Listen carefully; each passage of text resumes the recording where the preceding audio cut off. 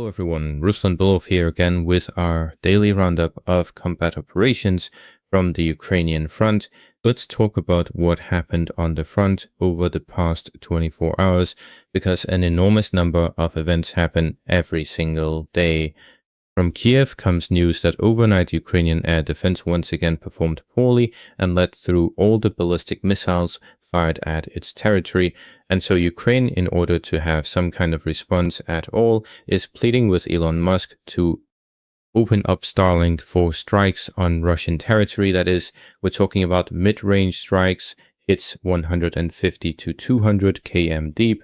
If Elon Musk gave that kind of permission, it would be a major problem for the Russian side, but the probability that Elon Musk will allow this is practically zero, at least that's my view, because that would be direct participation in the war, and the Russian side could very well launch an operation to knock Musk's satellites out of orbit. In reality, that's a solvable task, but everyone would suffer from it because no one is going to hunt down every single satellite. In general, Ukraine will most likely just have to come to terms with ballistic missile strikes, and I think that's going to be the case for a long time, since Patriot missile production is falling well short of the volumes needed. The US has major problems with interceptor missiles for the systems, although there are plenty of launchers themselves, no shortage there at all. The problem lies in the complexity of the missiles. Each of these high-tech interceptors is extremely sophisticated, essentially pushing the limits of what's physically possible. It's not a mass-produced item. Each missile takes a very long time to build. Biden handed out around 600 to 800 of these missiles to Ukraine from US stockpiles, when the US had roughly 3,000 in total, according to data recently published by American newspapers. So the ballistic war continues at full intensity, and the Ukrainian capital in particular is going to suffer heavily from it. In recent days, additional warehouse facilities belonging to major retail chains were destroyed, and there's already a real problem for the population. Many store shelves are simply empty. The Washington Post also published an article saying that US allies doubt America's ability to fight several conflicts at once, given the depletion of US stockpiles. According to CSIS estimates, the US has already used up about half of its pre-war interceptor missile stocks, including THAAD. American forces have also burned through roughly a third of their Tomahawk and long-range JASSM stockpiles, and those are enormous figures. So here we're seeing the same pattern as in Ukraine. Russia has fired thousands of cruise missiles at Ukraine, but in practice that hasn't actually produced much in the way of results. Some missiles simply don't reach their targets, and some of course get shot down. Even assuming half get through, that still doesn't produce a decisive effect. The same energy facility gets quickly restored with EU and other countries' help. So in general, as practice shows, there's no such thing as a real super weapon. Iran too quickly adapted to the US strikes, not without losses of course, but it can keep fighting like this for years, especially with help flowing in from Russia and technology from China, and so on. Overall, Trump has gotten fully drawn into this war, and I personally don't see any way out. I think a lot of people are overestimating the economic pressure Trump has started applying. Iran isn't going to back down over economic problems. I think they'll manage to maintain some basic standard of living for the population regardless. Now let's move on to the front, where there's also good news for the Russian side coming from several directions. Let's start with the Zaporizhzhia direction. In the area of Lukyanivka and Pavlivka, the highway has been cut by the Russian army, which has brought several settlements back under its control here. Today we're again seeing a large number of FPV drone strikes on Ukrainian forces in the area of Yurtivka, meaning the Russian command is paying very close attention to cutting off the resupply of Orykhov. The fall of Orykhov could have very major consequences for Ukrainian forces. Everyone clearly understands this. Now let's shift to the eastern Zaporizhzhia front, where the latest information says Russian forces have taken the settlement of Zelin. The Vostok grouping keeps delivering successes in the eastern Zaporizhzhia direction. Taking a single village certainly doesn't decide everything, but with each such village, the advance toward the Verkhnya Teresa River continues, and Russian forces are getting closer and closer to the important T-0408 highway, which they've already cut further south near Lyubitske and Novosolon. Now let's move to Dobropilya, where important developments are also coming in. Russian OSINT sources are reporting that Russian infantry has managed to enter the settlement of Dobropilya, a small settlement south of the town of Dobropilya. Viewers who watched yesterday's briefing know that yesterday the Russian command announced the capture of the settlement of Matyashov, and the day before that Vodyan was taken. In short, successes have been coming from this sector of the front every single day. The advance here is powerful and steady, and with the final capture of Dobropilya, the Russian side gets the opportunity to enter the town of Dobropilya from the south as well, linking up with Russian forces already present on the southern edge of the town. It looks like this town's days are numbered. Ukrainian forces simply can't hold back the pressure from the center grouping. Another option opening up for Russian forces is to move behind Dobropilya or bring it into a semi-encirclement, or at least disrupt Ukrainian logistics in this direction using FPV drones. Also, after clearing Dobropilya, Russian forces will be just a couple of kilometers from the border of Donetsk region. Russian FPV drone operators are giving us another large batch of strikes today on Ukrainian supply routes into the town of Dobropilya, and we can now say with confidence that the road running from Belozerske has come at least partially under fire control.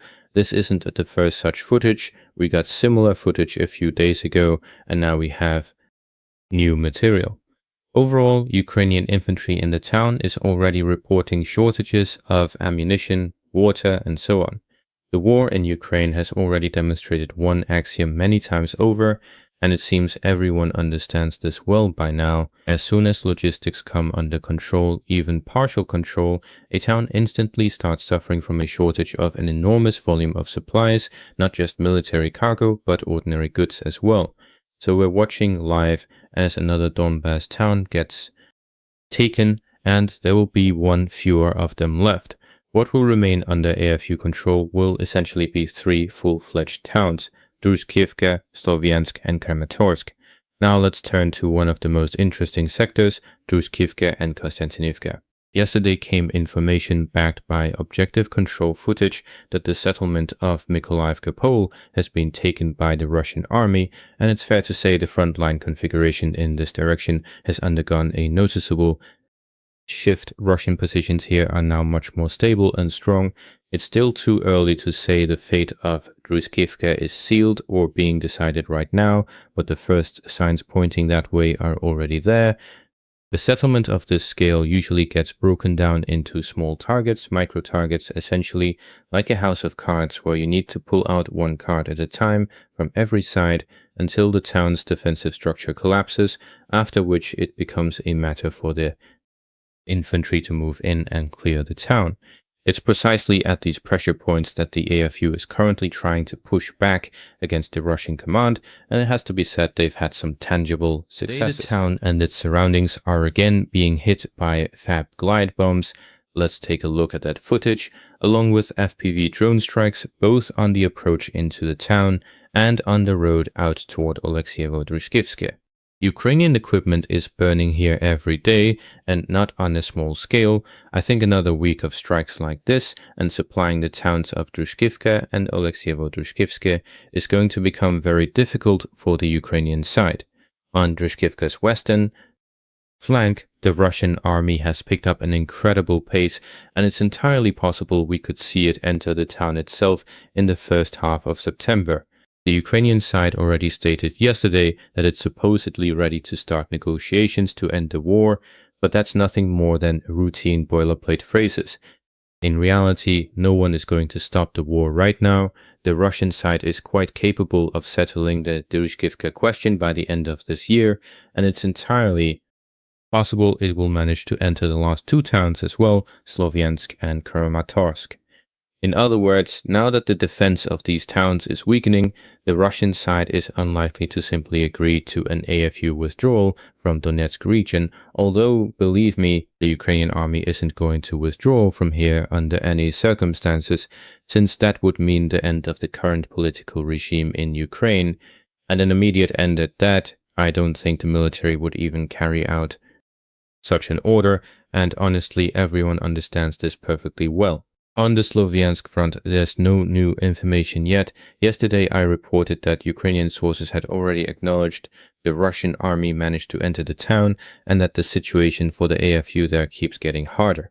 The town has multi-story apartment blocks, so I think the fighting for it will drag on. Since the Russian side doesn't yet have robust supply lines into the town, the AFU, for its part, is trying to resupply the town with everything it has, but for now all we're seeing is footage of strikes on vehicles trying to get from Slovyansk to Mykolaiivka, along with strikes on Ukrainian infantry. There's no news from other sectors for now, but I think we'll see something interesting by this evening.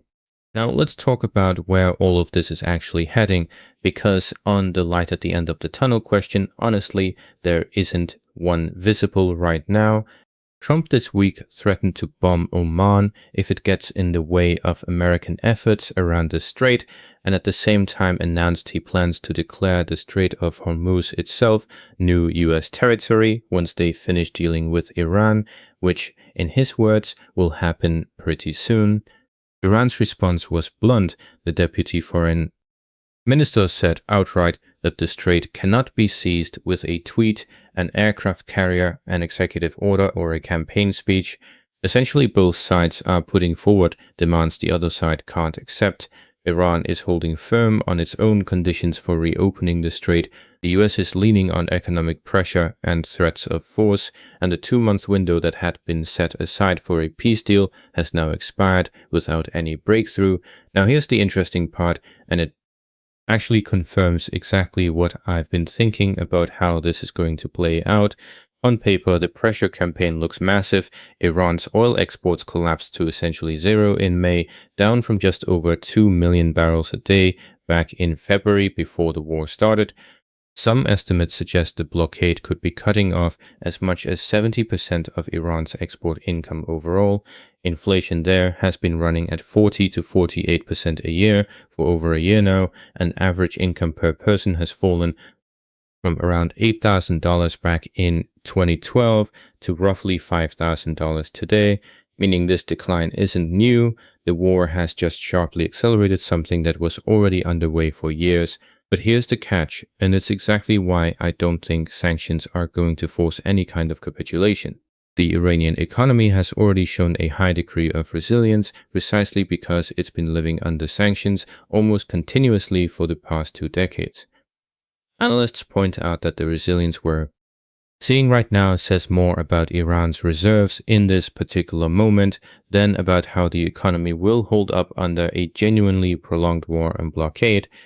Iranian society has already been through every stage of adaptation, parallel imports through third countries, domestic substitution for sanctioned goods, and so on. Iran's middle class had already shrunk from 58% of the population in 2011 to under 49% even before this war started, meaning a huge share of the population genuinely doesn't have much further to fall. People there have been living in survival mode for years already. There's also a factor worth keeping in mind. Even Iran's own economists aren't betting on a quick turnaround.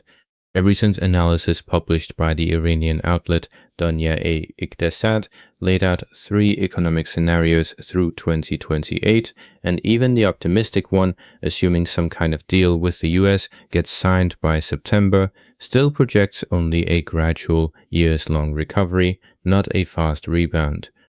So the picture that emerges is this. The sanctions and the blockade are inflicting real serious damage on Iran's budget and export revenue, but as a tool to force surrender, it's simply not working the way it's supposed to.